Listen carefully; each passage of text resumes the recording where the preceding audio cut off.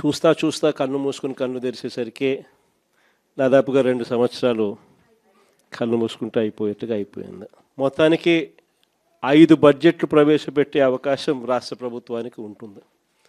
అందులో 2 అయిపోయినాయి. మూడోది ఇప్పుడు మార్చిలో, ఫిబ్రవరి చివరిలోనో మార్చిలోనో మూడో బడ్జెట్ ప్రవేశపెడతారు. దాని తర్వాత ఇంకా మిగిలిండేది 2. ఇక్కడ నుంచి ఒక 3 సంవత్సరాలు. ఆ 3 సంవత్సరాల్లో 1.5 సంవత్సరం పోతే దాని తర్వాత నా పాదయాత్ర కూడా స్టార్ట్ అయిపోతుంది.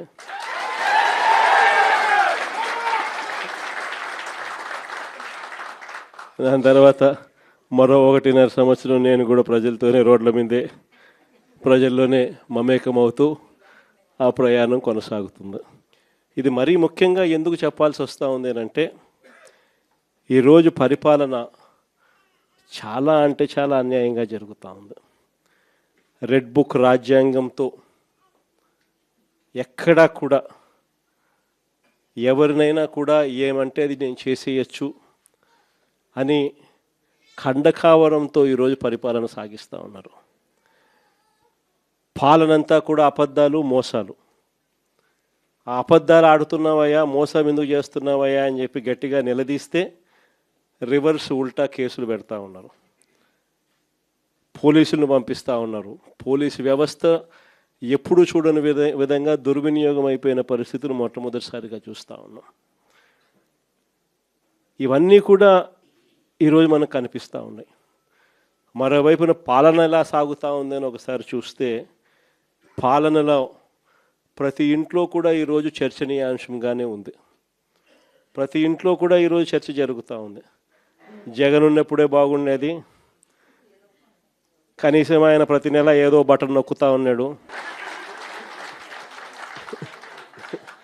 ఖచ్చితంగా మాట చెప్పినాడు, మాట ప్రకారం నిలబడ్డాడు. ఈరోజు జగన్ పోయాడు, చంద్రబాబు నాయుడు ఏమో బిర్యానీ పెడతానని మోసం చేశాడు, ఉన్న పలావు పోయింది, ఇప్పుడు బిర్యానీ కూడా పోయింది అని చెప్పి ఈరోజు ప్రతి ఇంట్లో కూడా చర్చనీయాంశం జరుగుతూ ఉంది. ఈరోజు నిజంగానే ప్రతి ఇంట్లో కూడా పోలికను చూస్తూ ఉన్నారు. ఆ రోజు ఇదే రాష్ట్రం, ఇదే బడ్జెట్, ఇదే పరిస్థితుల్లో అప్పుడు ఇంకా దారుణమైన పరిస్థితులు, కోవిడ్ వచ్చి 2 సంవత్సరాలు అతి దారుణమైన పరిస్థితులు ఉన్నప్పటికీ కూడా ఎప్పుడూ కూడా ప్రభుత్వ కష్టాలను ఎప్పుడూ ప్రజలకు చూపించి ఎప్పుడూ కూడా పథకాలను ఎగరగొట్టాలి అని చెప్పి ఏ రోజు మన ప్రభుత్వం ఎప్పుడు ఆలోచన చేయలే. మన కష్టాలు ఎన్నున్నా కూడా ముఖంలో చిక్కటి చిరునవ్వే మెయింటైన్ చేశాం. ప్రజలకు మాత్రం చెప్పిన ప్రతి మంచి కూడా చేసి చూపించిన ప్రభుత్వం మనది. కానీ ఎప్పుడైతే మనం ఓడిపోయినామో, ఎప్పుడైతే చంద్రబాబు నాయుడు గారి పాలన ప్రజలు మళ్ళీ తిరిగి చూశారో అప్పుడు తేడా కనిపిస్తూ ఉంది. జగన్ వల్ల మంచి జరిగింది, జగన్ ఎలా చేయగలిగినాడు, చంద్రబాబు నాయుడు ఎందుకు చేయలేకపోతా ఉన్నాడు, చంద్రబాబు నాయుడు అంత అబద్ధాలోడు, మోసం చేసేవాడు ప్రపంచ చరిత్రలో ఎవడు ఉండడు అని కూడా చెప్తా ఉన్నారు. ఒకవైపున ఉన్న పథకాలన్నీ రద్దయిపోయాయి, మరోవైపున ఈయన చెప్పిన సూపర్ 6లు, సూపర్ 7లు అన్నీ మోసాల కింద తేలిపోయాయి. ఇంకొక అడుగు చూస్తే వ్యవస్థలన్నీ కూడా పూర్తిగా నీరు గారిపోయినాయి, నిర్వీర్యమైపోయినాయి. ఆశ్చర్యం కలిగించే విధంగా స్కూళ్ళు అయితే కలకలలాడుతూ ఉన్నాయి. మన ప్రభుత్వంలో మొట్టమొదటిసారిగా స్కూల్ రూపురేఖలు మారాయి. దశాబ్దాలుగా ఎవడు కూడా పట్టించుకునే పరిస్థితి నుంచి స్కూళ్ళ రూపురేఖలు మారి ప్రైవేట్ వాళ్ళు కూడా గవర్నమెంట్ స్కూళ్ళతో పోటీ పడే పరిస్థితి ఎప్పుడు వచ్చింది అని అంటే అది కేవలం మన 5 సంవత్సరాల పరిపాలనలో మాత్రమే జరిగింది. గవర్నమెంట్ స్కూళ్ళల్లో పిల్లల్ని చేర్పించాలంటే ఎమ్మెల్యే చేత రికమెండేషన్ తీసుకొని పోయి, లెటర్లు తీసుకొని పోయి చేర్పించే పరిస్థితి నుంచి ఈరోజు గవర్నమెంట్ స్కూళ్ళల్లో ఏకంగా దాదాపుగా 9 లక్షల మంది పిల్లలు గవర్నమెంట్ స్కూళ్ళు మానేసిన పరిస్థితి ఈరోజు రాష్ట్రంలో కనిపిస్తూ ఉంది. స్కూళ్ళు నాశనం అయిపోయాయి. పెద్ద చదువులు చదువుతూ ఉన్న పిల్లలు ఫీజు రీయింబర్స్మెంట్ లేక 8 క్వార్టర్స్, జనవరి, ఫిబ్రవరి, మార్చికి సంబంధించిన క్వార్టర్ మామూలుగా ఏప్రిల్లో వెరిఫై చేసి మేలో ఫీజు రీయింబర్స్మెంట్ ఇచ్చేసేయాలి. ఒక క్వార్టర్ అయిపోతూనే, ఒక త్రైమాసికం అయిపోతూనే ఆ త్రైమాసికానికి సంబంధించి మన ప్రభుత్వ హయాంలో నెక్స్ట్ త్రైమాసికంలో పాత త్రైమాసికానికి సంబంధించిన డబ్బులు ఆ తల్లుల ఖాతాల్లోకి డబ్బులు పడేటివి వెరిఫికేషన్ కంప్లీట్ చేసుకుని. జనవరి, ఫిబ్రవరి, మార్చికి సంబంధించిన త్రైమాసికం ఆ క్వార్టర్ నుంచి ఎలక్షన్ కోడ్ మార్చి 16వ తారీఖు ఎలక్షన్ కోడ్ వచ్చింది, అక్కడ ఆగిపోయింది. అంతే. అక్కడ నుంచి ఈ నిన్న డిసెంబర్కు ఏకంగా 8 క్వార్టర్స్. ఒక్కొక్క క్వార్టర్కు పిల్లలకు ఫీజు రీయింబర్స్మెంట్ కింద 700 కోట్లు ఒక్కొక్క క్వార్టర్కు త్రైమాసికానికి డబ్బులు ఇవ్వాల్సి వస్తే 8 క్వార్టర్స్ అంటే 8 × 7 5,600 కోట్లకు గాను కేవలం 700 కోట్లు ఇచ్చినారు. 4,900 కోట్లు బకాయి. వసతి దీవెన కింద ప్రతి జనవరిలో 1,100 కోట్లు పిల్లలకు బోర్డింగ్ అండ్ లాడ్జింగ్ ఖర్చుల కోసం, ఇంజనీరింగ్ చదివే పిల్లలకు, ఇటువంటి చదువులకు, డిగ్రీ చదివే పిల్లలకు ప్రతి సంవత్సరం ఇంజనీరింగ్ చదివే పిల్లలకైతే 20,000, పాలిటెక్నిక్ చదివే పిల్లలకు 15,000, ఐటీఐ చదివే పిల్లలకు 10,000. ఇలా ప్రతి సంవత్సరం కూడా క్రమం తప్పకుండా ఏప్రిల్ మాసంలో ప్రతి సంవత్సరంలో 1,100 కోట్లు మన ప్రభుత్వం జమ చేసేది. ఈ ప్రభుత్వం వచ్చింది ఏప్రిల్ 2024, ఏప్రిల్ 2025 2,200 కోట్లు బకాయిలు.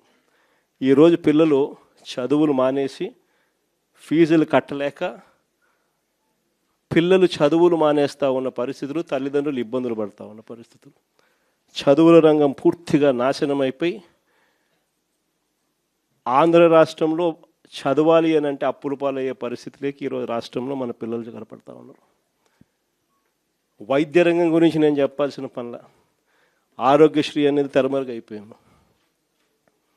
ఏకంగా నెలకు 300 కోట్ల రూపాయలు ఖర్చు అవుతుంది ఆ పథకానికి.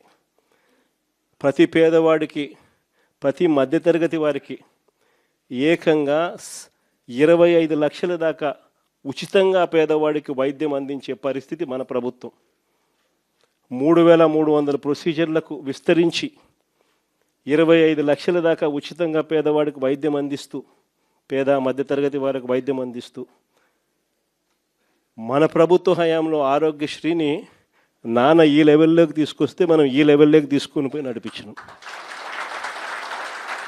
ఈ రోజుకి దాదాపుగా 20 నెలలు × 300 కోట్లు అంటే దాదాపుగా 6,000 కోట్లు. ఈ రోజుకి కూడా బకాయిలు ఎంత ఉన్నాయనంటే 4,000 కోట్లు పైచీలకు ఈ రోజుకి కూడా బకాయిలు. నెట్వర్క్ హాస్పిటల్ బోర్డులు తిప్పేసాయి, పేషెంట్లను మేము చూడము అని చెప్పేస్తూ ఉన్నారు. ఈరోజు ఆరోగ్యశ్రీ అనేది హాస్పిటల్లో కనపడని పరిస్థితుల్లోకి చంద్రబాబు నాయుడు ప్రభుత్వంలో జరుగుతూ ఉంది. 104, 108 మన ప్రభుత్వ హయాంలో కోవిడ్ టైంలో కూడా ఫ్లాగ్ చేసి 104, 108 వెహికల్ మొత్తం పంపించి కొత్త వెహికల్స్ తీసుకొని వచ్చి ప్రతి మండలానికి పంపించిన కార్యక్రమం మందైతే ఇప్పుడు ఆ వెహికల్స్ అన్నీ కూడా పడకేసినాయి. తెలుగుదేశం పార్టీకి సంబంధించిన డాక్టర్ల వింగ్ హెడ్ అంటే ఎవడో కేవలం 5 కోట్ల రూపాయలు కూడా లేనోడు 104, 108 వాహనాలు కాంట్రాక్ట్ ఇచ్చినారు. పూర్తిగా బండ్లన్నీ పడుకున్నాయి, స్కాములు చేసినారు. పూర్తిగా బండ్లు రాక ఈరోజు 104, 108 ఫోన్ చేస్తే 2 గంటల తర్వాత వస్తామని చెప్తున్నారు. 108కి ఫోన్ చేస్తే ఆరోగ్యశ్రీ అనేది పూర్తిగా పడకేసింది. వైద్యం అన్నది పేదవాడికి అందకుండా పోయే పరిస్థితిలోకి వచ్చింది. గవర్నమెంట్ ల్యాండ్, గవర్నమెంట్ బిల్డింగులు, పనిచేసే స్టాఫ్ గవర్నమెంట్ స్టాఫ్, జీతాలు ఇచ్చేది గవర్నమెంటు, స్కాములు చేస్తూ ప్రైవేట్ వాళ్ళకి ఇస్తున్నాడు. ఉట్టి జీతాలకే ఆ మెడికల్ కాలేజీలలో సంవత్సరానికి నెలకు 5 కోట్ల రూపాయలు ఒక్కొక్క కాలేజీలో అవుతుంది. సంవత్సరానికి 60 కోట్లు, 2 ఏళ్ళకు 120 కోట్లు గవర్నమెంట్ మెడికల్ కాలేజు ప్రైవేట్ వాళ్ళకి ఇచ్చి చంద్రబాబు నాయుడు 120 కోట్లు వాళ్ళకి ఎన్నికిస్తాడంట. ఇది ఎక్కడైనా మీరు విన్నారా? గవర్నమెంట్ది ల్యాండు, గవర్నమెంట్ది బిల్డింగులు, గవర్నమెంట్ స్టాఫు, జీతాలు ఇచ్చేది గవర్నమెంటు, నడిపేదేమో ప్రైవేటు, లాభాలేమో ప్రైవేటు కంట. ఇట్లాంటి దారుణమైన స్కాములు చేస్తే మేము అధికారంలోకి వచ్చినాక 2 నెలల్లో బొక్కలు వేస్తానని చెప్పిన.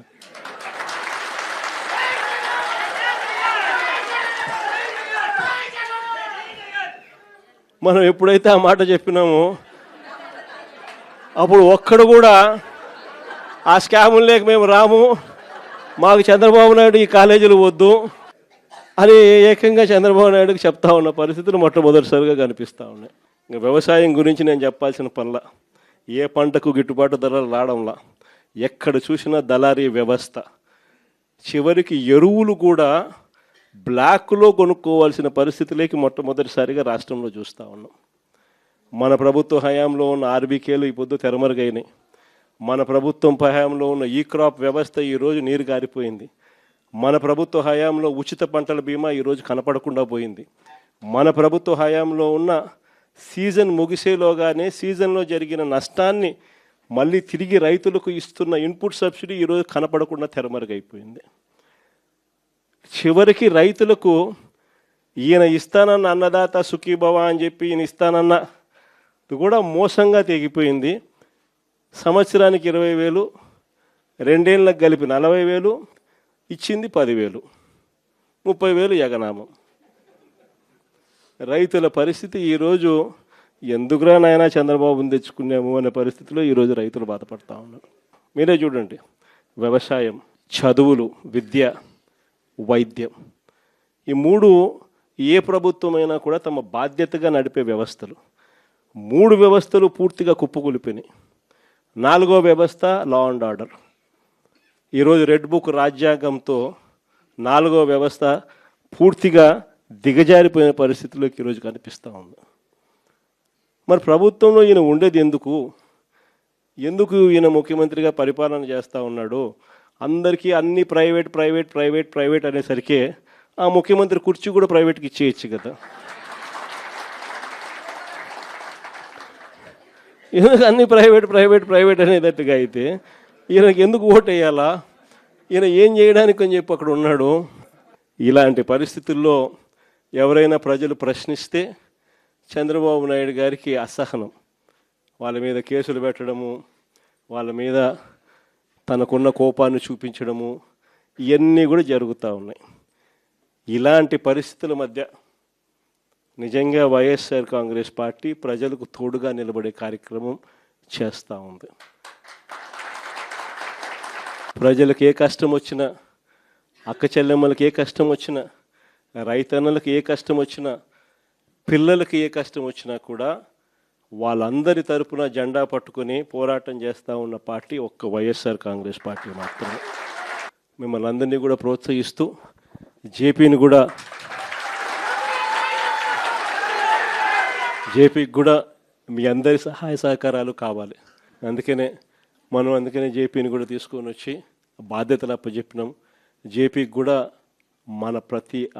మనలోని ప్రతి కార్యకర్త కూడా జేపీని కూడా మన సొంత కుటుంబ సభ్యునిగా భావిస్తూ మనం అందరం కూడా తోడ్పాటు ఇస్తేనే తాను కూడా గట్టిగా నిలదొక్కుంటున్నాం.